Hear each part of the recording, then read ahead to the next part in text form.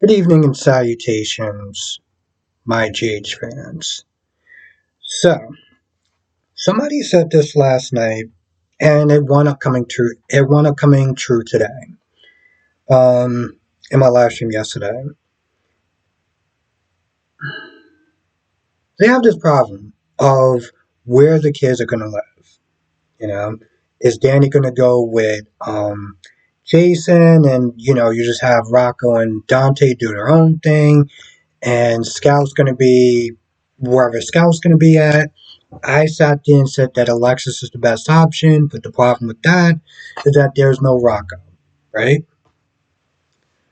So there's a point where after breakfast is made and Dante and Jason are talking, and Jason's like, I should probably let Danny decide, but I also don't want him to have to feel like you have to choose between me and you know um, Alexis or Dante, and hell to no on the whole Drew option. And Scout makes a mess doing something. Yeah, at this point, they might as well just be brothers. Rocco and Danny decide to help her out and stuff. Come to the conclusion that everybody is just going to sit there and live at the quarter meetings, which is makes the most sense, including Jason. I keep sitting there thinking about that scene way back in the day in the early '90s when Jason was coming through the living room in a motorcycle. And let's be honest, it's not like the Hughes doesn't need no fresh blood at this point. So it just makes sense. Definitely brings the house more alive. Very curious how they're going to sit there and do Thanksgiving at this point now. So I feel like that's probably the best of a bad situation as far as where the kids are going to live. And it's not like Dante could just, right away find a new place. So, yeah. Um, Michael is not there trying to get is trying to get Curtis to work with him on outing Drew. Smith is saying that Drew's nothing but a scumbag, and he's out for himself and he's going to sit there and screw you over. He basically was like, hey, listen, he gave the job to me. Now, it's a little kind of odd to me because at one point I could have sworn that Curtis is not there really celebrating, really being happy. Not just because Drew won, but because he gets a permanent CEO position already. He started talking about all these different plans and everything like that he was going to do for the company. But now today he's like, yeah, well, I mean, it's not like Drew actually made that position permanent. It's funny because I could have swore you sent this saying he was going to make a bunch of plans with all this money that you were supposed to be getting, and now you're talking like I'm so confused by that. But he's like, hey, listen, if you line with me, we can sit there and get Drew out, and you can become permanent CEO. Because right now, um, he'll turn it back on you. He'll get to DC, then he'll pass you up or whatever, or he'll lower him back down to whatever wellness thing that he was doing. But I sat there and I was like, well, what reason would Curtis, I'm saying, like, why would he sit there and turn his back on his friend for? Yeah, I understand that stuff was going on with Michael, and it's kind of foul and everything like that, but like, I don't think that's enough to sit there and convince him to turn the tides.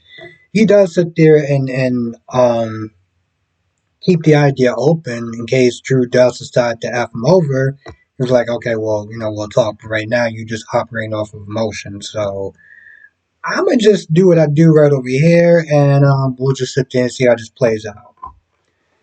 Um,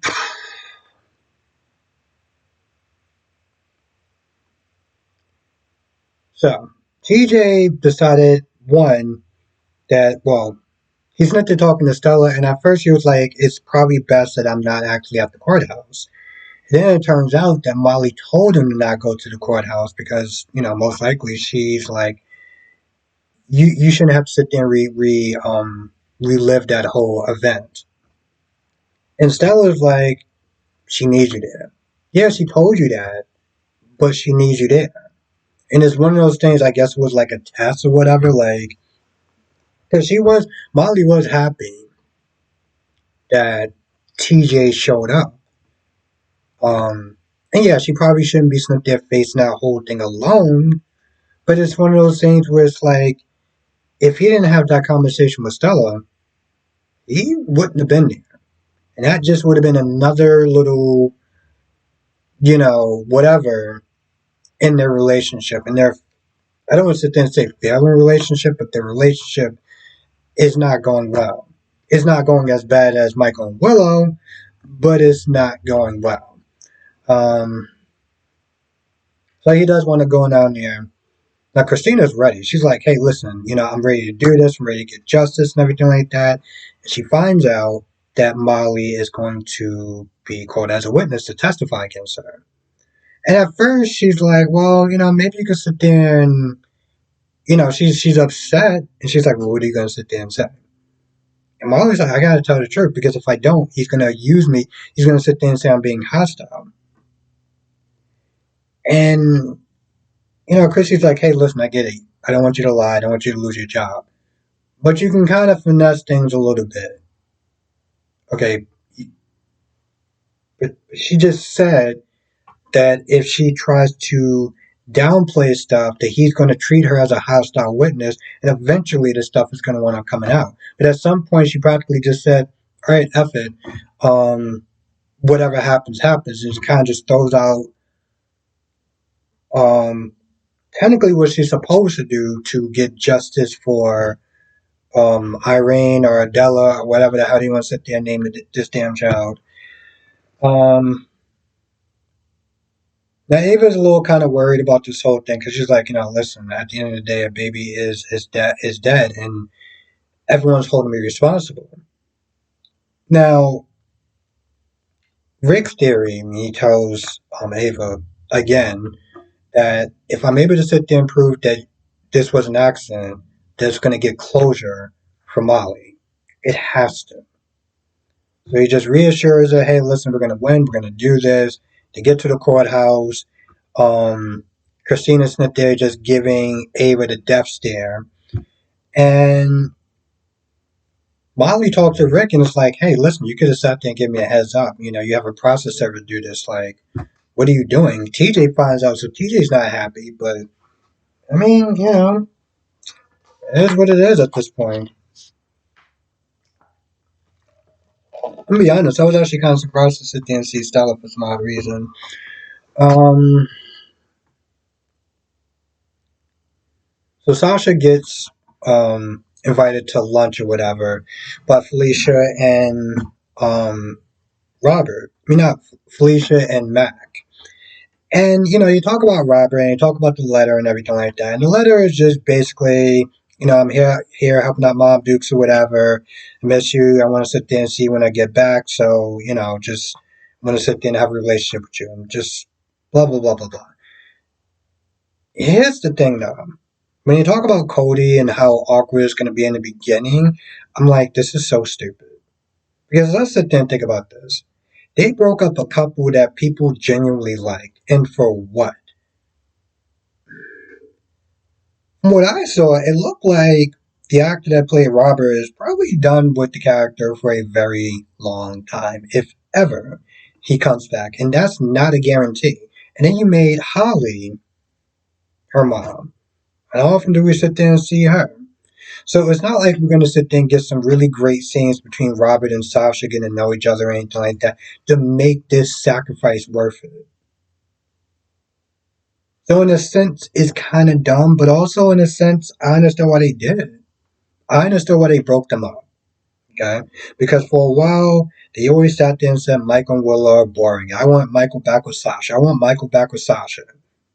Well, Sasha's free, and from the looks of it, towards the end, it looked like there's a good chance that she might be pregnant. So in a sense, some people are genuinely getting what they want, but at the same time, people are upset, and I can understand why. I guess at the end of the day, you can't really make everyone happy.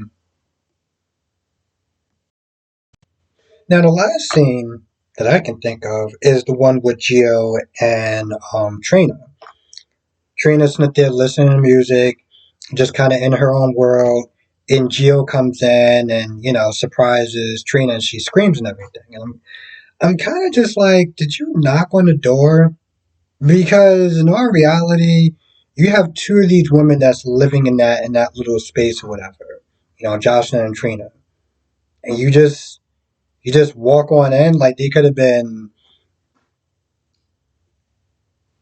getting dressed. You could have walked in on something that you may not want to see between Jocelyn and Dex. You know what I'm saying? Like that's the first thing that came to my mind. But then again, he could have just knocked and she couldn't hear. She might not have heard it. Who knows? Point is, don't just walk into a woman's space without knocking because you don't know what you're going to sit there and walk into. Um, it's mostly just a catch up scene to sit there and see where Trina's headspace is at. The main thing is Trina's worried that she's going to make Ava look guilty. I'm kind of just like, you don't really have much to worry about because, I mean, Ava already looks guilty. There's not really much more you can sit there and do, if we're going to be honest. And apparently Gio is called to testify too, which I don't really understand why. Trina, I get. But Gio literally just came into town. He doesn't really know Ava like that. He did um where he played at the gallery once, and that was enough for Rick to be like, yeah, we're definitely gonna sit there and call you to testify. On what? How is Gio gonna be able to sit there and speak on Ava's character? I mean, Gio has his own concerns, his own issues or whatever with her, mostly because of Sunny, um, and stuff that he's heard. But that's kind of hearsay at best. So I don't really understand why is he there. Also, just on a side note, I really do wish that they would give this man something to do. Okay, because Kai came in like last week and he's already getting a story. Gio came in and he's been here for months. I think 8 months now, and they haven't given him a story at all. And yes, I understand that there's times when certain characters are just meant to be supporting characters sometimes. Um, but damn, like it baffles me. It's like, what was the point of bringing him in there if he was not going to be? I mean, I guess we all assumed that he was going to be Trina's love interest, right? Then there was always this doubt because he looked too young to either be with Trina or to be with Jocelyn, and Jocelyn was already with Dex, and the bar was set so high with Spencer that it was like, there was always that even if they did put them together, it wasn't going to reach that level. With Spencer and Trina, it was lightning in the bottle, and it is what it is now. But now you got Kai. So now he's coming in, he has a story, and we're just like, and Gio, why are you here? If you're not going to give him a story, and you're just having him come on just to come on, and hey, listen, I guess a paycheck is something. I don't know how much other stuff he's done, but my point is, he could be doing other things.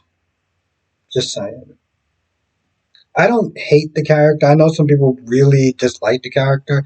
I just wish they would give him something to do personally. I think that's about it. I feel like that's about it. I can't think of anything else. This was a middle of the road episode. Kind of disappointing for a Friday episode. Um, it was okay. Could have been better. Could have been worse. So it's really just a middle of the road kind of episode. I feel like that's about it. I can't think of anything else. But if I missed anything, write in the comment section. Let me know what your thoughts are on this episode. I better yet come to the live stream as well. I'll be snipped doing a live stream tonight. 8 p.m. Eastern, 5 p.m. Pacific. I will be talking about all the shows, General Hospital, Days of Our Lives, Bold and the Beautiful, and Young and the Restless. And next year, it's going to be 5 soap operas that I'm going to be talking about. And I will be reviewing the games. Um, it's gonna be a busy time for me. I will sit down and say, but it's also fun. I enjoy doing this. Anyway, with that being said, I'm gonna go. I'll see you in the next video.